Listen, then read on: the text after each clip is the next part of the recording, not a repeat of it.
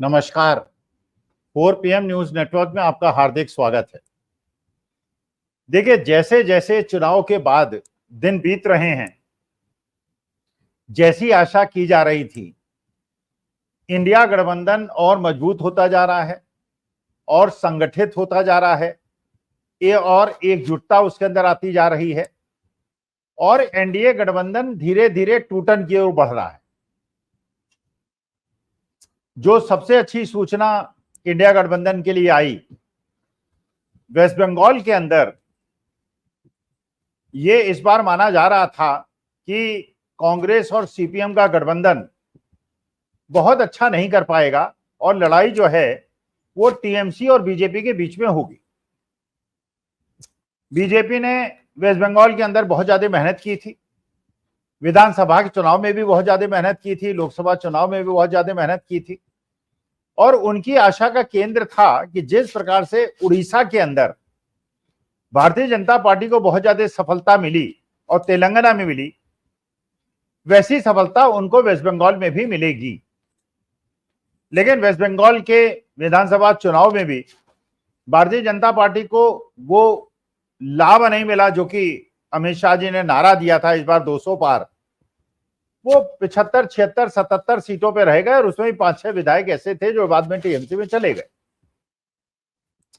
यही स्थिति लोकसभा के अंदर हुई। ये कहा गया भारतीय जनता पार्टी की तरफ इस बार भारतीय जनता पार्टी वेस्ट बंगाल के अंदर 32-33 सीटें जीते और उसकी वजह से जो बाकी स्टेट में थोड़ी बहुत कमी रह जाएगी भारतीय जनता पार्टी को एब्सोल्यूट मेजॉरिटी में लाने के लिए, वो वेस्ट बंगाल पूरा कर देगा।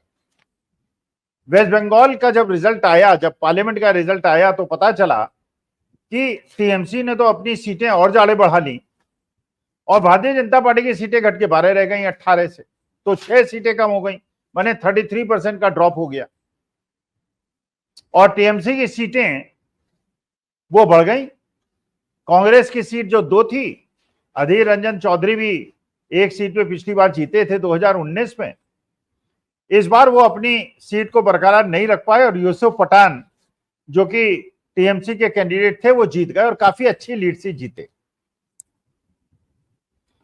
और ये अलग बात है कि यूसुफ पठान का जो मकान बना था उस पर फिर इलीगल कंस्ट्रक्शन के आरोप लगा के फिर वो बुलडोजर और फिर वो दबाव की राजनीति वो तुरंत शुरू हो गई, जो कि भारतीय जनता पार्टी का पर्सनालिटी ट्रेट है।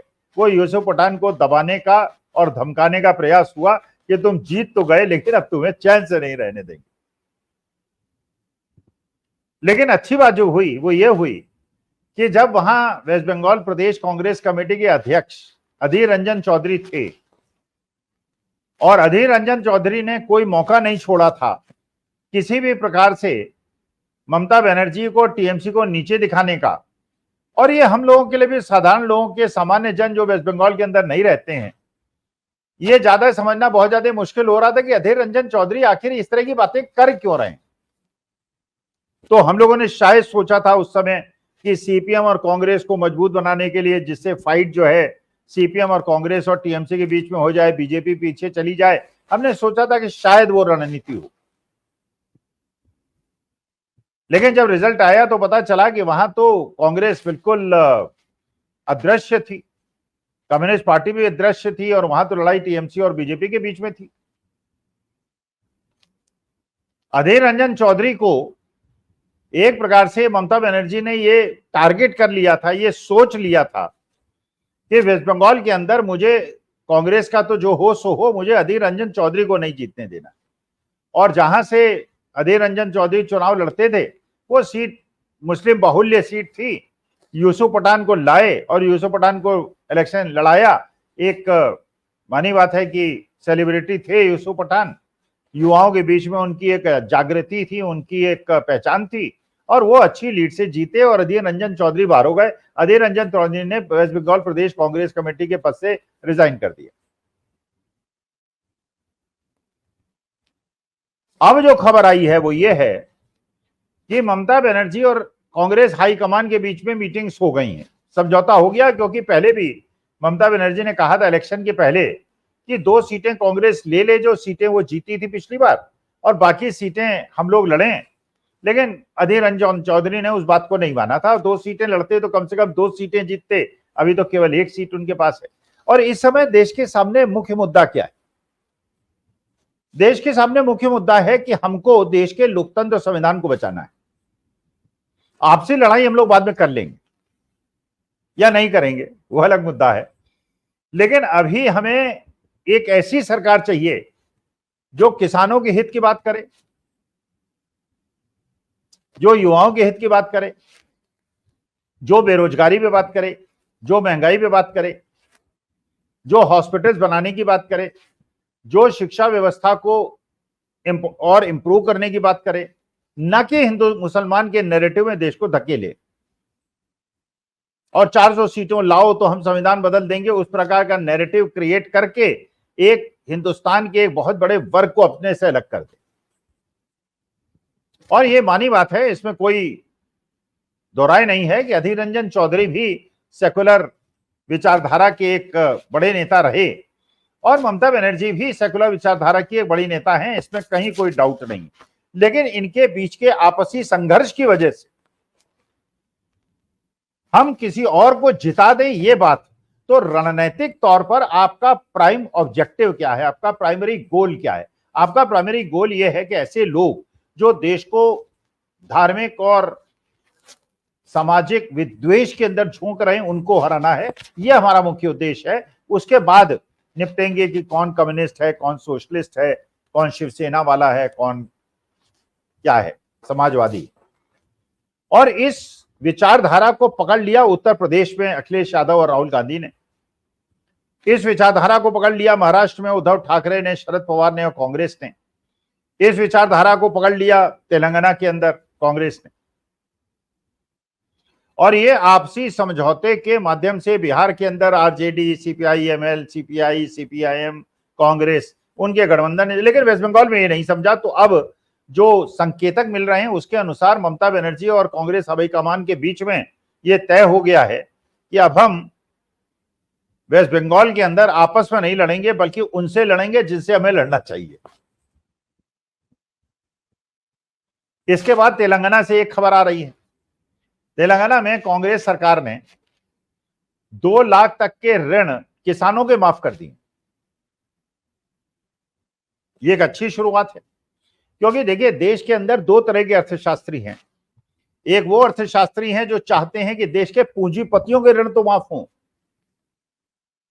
पूंजीपतियों के ऋण तो राइट ऑफ हों, वन टाइम सेटलमेंट्स हो, उनके रिहेबिलिटेशन हो, उनके रिशेड्यूलमेंट्स हो।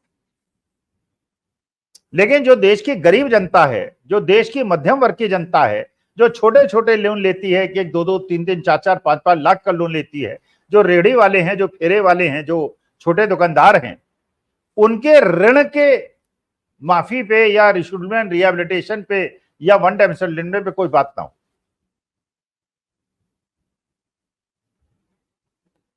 लेकिन अगर तेलंगाना सरकार ने यह निर्णय लिया है कि 2 लाख तक के ऋण माफ किए जाएंगे किसानों के, तो जो देश का जो गरीब वर्ग है, जो मध्यम वर्ग है, जो छोटा थोड़ी बहुत आमदनी वाला है, 20, 25, 30 हजार रुपए की आमदनी वाला है, अगर उसकी आमदनी बढ़ती है, अगर उसके खर्चे कम होते हैं, अगर उसका ब्याज कम होता है,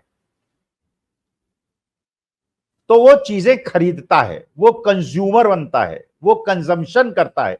और जब वो कंज्यूमर बनता है और कंजम्पशन करता है तो फायदा अल्टीमेटली इंडस्ट्री को ही होता है। इंडस्ट्री का प्रोडक्शन बढ़ता है, देश की जीडीपी बढ़ती है, देश की प्रोडक्टिविटी बढ़ती है, देश की छवि बढ़ती है और देश की आर्थिक व्यवस्था सुधरती है। तो आर्थिक व्यवस्था देश की सुधारने के लिए आवश्यक है कि जो देश का गरीब और मध्यम वर्ग है उसकी आमदनी में बढ़ोतरी की जाए, न कि बड़े बड़े कॉर्पोरेट्स के कॉर्पोरेट टैक्स को कम किया जाए, और यहां तक कम किया जाए कि इंडिविजुअल टैक्स पेयर से भी वो कम टैक्स दें और उनके रेट राइट ऑफ किए जाए, वन टाइम सेटलमेंट्स किया जाए और बाकी सुविधाएं उनको दी जाएं जो सुविधाएं गरीब और मध्यम वर्ग को न दी जाए। तो ये सूचना कि तेलंगाना के अंदर 2 लाख तक का ऋण किसानों का माफ किया, ये अच्छी सूचना है।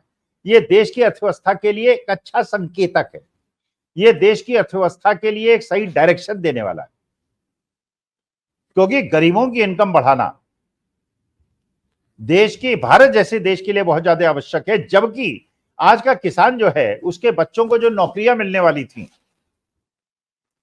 जो अग्निवीर के माध्यम से नौकरी के स्रोत को रोक दिया गया, उनके मार्ग को अवरुद्ध कर दिया गया। एग्रीकल्चरल इनपुट्स में जो जीएसटी को बढ़ा के उनकी इनपुट कॉस्ट को बढ़ा दिया गया, बिजली और पानी के दरों को बढ़ा के इनपुट कॉस्ट को बढ़ा दिया गया, फर्टिलाइजर के बैग छोटे कर दिए गए और दाम बढ़ा दिए गए, और एमएसपी की गारंटी दी नहीं। तो अगर इनपुट कॉस्ट आपकी 30% बढ़ जाए और आपकी एमएसपी 5% बढ़े, तो मानी वादे किसानों की वो स्थिति हो जाएगी जो कि देश की आर्थिक व्यवस्था में योगदान करने के बजाय उसको वीकेंड करने लगी, क्योंकि देश की 60% जनसंख्या डायरेक्टली इनडायरेक्टली किसानी पर निर्भर करती है। और जब इंडस्ट्रियल जॉब्स नहीं लोगों को मिलते हैं तो वो किसानों के बच्चे अपने खेतों में वापस जाते हैं, अपने गांव में वापस जाते हैं, वहां अंडर एम्प्लॉयमेंट बढ़ता है, ओवर डिपेंडेंस बढ़ती है, और छोटी छोटी जोत होने की वजह से जो प्रोडक्टिविटी बढ़नी चाहिए वो प्रोडक्टिविटी नहीं बढ़ती है। तो एक तेलंगाना सरकार ने जो एक कदम लिया जाना चाहिए था वो कदम ले लिया। इंडिया गठबंधन में तो अब वेस्ट बंगाल के माध्यम से ये चीज शुरू हो गई है। महाराष्ट्र के अंदर उद्धव ठाकरे के बीच में, कांग्रेस के बीच में और एनसीपी के बीच में एकता उनकी जो थी, जो उन्होंने प्रदर्शित की थी पार्लियामेंट में, और उन्होंने एक प्रकार से ये चख लिया था कि अगर एकता से हम लड़ेंगे और आपसी समन्वयन से लड़ेंगे तो इस बार तो हमको 31 सीटें मिली हैं 48 में से, अगली बार विधानसभा में हमको 80% सीटें मिल सकती हैं अगर हम अपने इसी प्रकार के समन्वयन से और मिलजुल कर चुनाव को लड़ेंगे। और जिसके संकेत वो दे रहे हैं, वो थोड़ा बहुत होता है कि साहब स्टेटमेंट देना कि हम इतनी सीट पे लड़ेंगे, उतनी सीट पे लड़ेंगे, जिससे कि प्रेशर बना रहे और उनकी सीटें कम ना हो जाए। दूसरी तरफ से एकनाथ शिंदे कह रहे हैं हम तो 100 सीटों से कम पे नहीं लड़ेंगे। अजीत पवार कह रहे हैं हम 100 सीटों से कम पे नहीं लड़ेंगे। तो अगर ये 100 सीटों पे लड़ेंगे तो क्या बीजेपी वहां पे केवल 60-70 सीटों पे लड़ेगी, जबकि बीजेपी वहां बड़ी पार्टी है। मध्य प्रदेश के शिवराज सिंह चौहान जो अभी मंत्री बने हैं, एग्रीकल्चर मिनिस्टर बने हैं और चीफ मिनिस्टर थे मध्य प्रदेश के, उनके बेटे ने खुलेआम स्टेटमेंट दिया है कि मेरे पिता तो देश के सर्वमान्य नेता हैं, कन्याकुमारी से लेकर कश्मीर तक।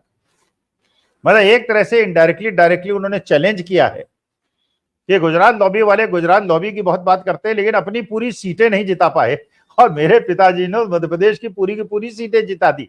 तो अगर कोई गिने चुने स्टेट्स हैं जहां बीजेपी ने क्लीन स्वीप किया है, उत्तराखंड हो या हिमाचल प्रदेश हो, तो उसमें मध्य प्रदेश भी एक है, और उनके पिता का बहुत बड़ा योगदान है। तो इनडायरेक्टली उन्होंने ही has thrown his hat in the ring.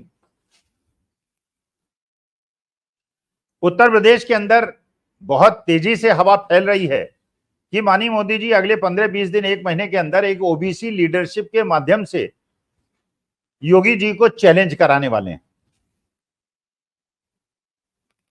क्योंकि जिस प्रकार का ओबीसी का पीडीए का कार्ड अखिलेश ने खेला था और राहुल गांधी ने भी ओबीसी की बात की थी और कंसोलिडेशन हुआ था, उसकी वजह से समाजवादी पार्टी और कांग्रेस का परफॉर्मेंस यूपी के अंदर बहुत अच्छा रहा था।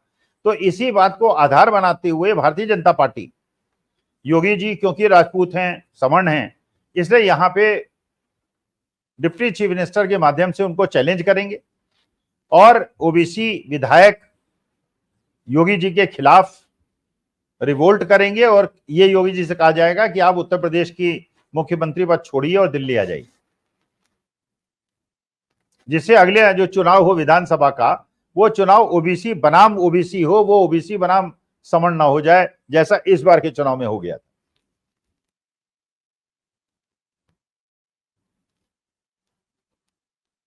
जिस प्रकार का एनडीए के अंदर टूटन, क्योंकि अब एनडीए के नेता जो 2019 तक मोदी जी के खिलाफ एक शब्द बोलने की हिम्मत नहीं रखते थे, आज मोदी जी के खिलाफ और उनकी पॉलिसीज के खिलाफ और उनके नारों के खिलाफ खुलेआम बोल रहे हैं।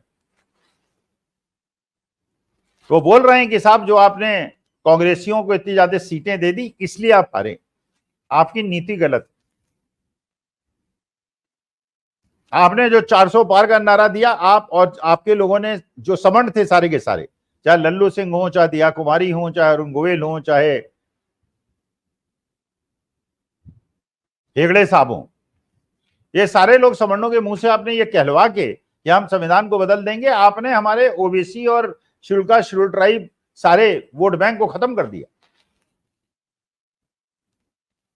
और हो सकता है कि भारतीय जनता पार्टी जो अभी तक जातीय जनगणना के खिलाफ बोलती है और सवर्ण वोट बैंक का कंसोलिडेशन करने की बात करती है, वो अब कुछ दिनों के अंदर उत्तर प्रदेश से भी जातीय जनगणना की मांग उठा दे और मोदी योगी जी उसकी खिलाफत करे और उसके बाद फिर वही अपना वोट बैंक को साधने की कोशिश करे, जो वोट बैंक साधने का प्रयास अखिलेश यादव ने पीडीए के माध्यम से किया। वो भी राजभर भी बोलने लगे हैं, संजय निषाद भी बोलने लगे हैं। ये भी खबर है कि जयंत चौधरी और बीजेपी के बीच में तनातनी शुरू हो गई है और जयंत चौधरी ने एक प्रकार से अपना रास्ता चुन लिया है आगे का। एकनाथ शिंदे ने भी चुन लिया है, अजीत पवार ने भी चुन लिया है। जनता दल यूनाइटेड में नीतीश कुमार के खिलाफ भी उन्हीं के दल के लोग खिलाफ हो गए हैं। अभी तक भारतीय जनता पार्टी अपना अध्यक्ष नहीं चुन पाई है और सुना है अब तो कि वो खुद नड्डा जी को दोबारा कुछ महीनों के लिए अपना प्रधान बनाना चाह रहे हैं, क्योंकि चुन नहीं पा रहे हैं। स्पीकर पद पे भी इतने दिनों से मीटिंग चल रही है, स्पीकर पद पे चुनाव नहीं कर पा रहे हैं, किसको बनाएं। इसका माने जो हनक थी मोदी जी की 10 साल जो चली, वो हनक ढीली पड़ गई। अब लोग प्रश्न पूछने लगे, लोग आलोचना करने लगे। तो जब जैसे नाव के अंदर एक छेद होता है, उसको बंद मत कीजिए, दूसरा होता है, तीसरा होता है, तो एक एक करके विद्रोह खड़ा होने लगता है और उसके बाद फिर उसको रोक पाना बड़ा मुश्किल हो जाता है। ये ऑटोक्रेटिक लीडरशिप की बहुत बड़ी परेशानी है जो आज की तारीख में हो गई है बीजेपी के साथ। और दूसरी तरफ इंडिया अलायंस को समझ में आ गया है कि हम जीते इसलिए हैं, या मतलब जीते नहीं है, या बहुत अच्छा परफॉर्मेंस हम इसलिए रहा है कि हम मिलजुल के लड़े हैं, तो मिलजुल के हमें लड़ने की और आवश्यकता है। और अगर महाराष्ट्र, हरियाणा, बिहार के विधानसभा चुनाव में हमारा परफॉर्मेंस अच्छा रहा तो देश की राजनीति में भारतीय जनता पार्टी और मोदी जी का पराभव शुरू हो जाएगा।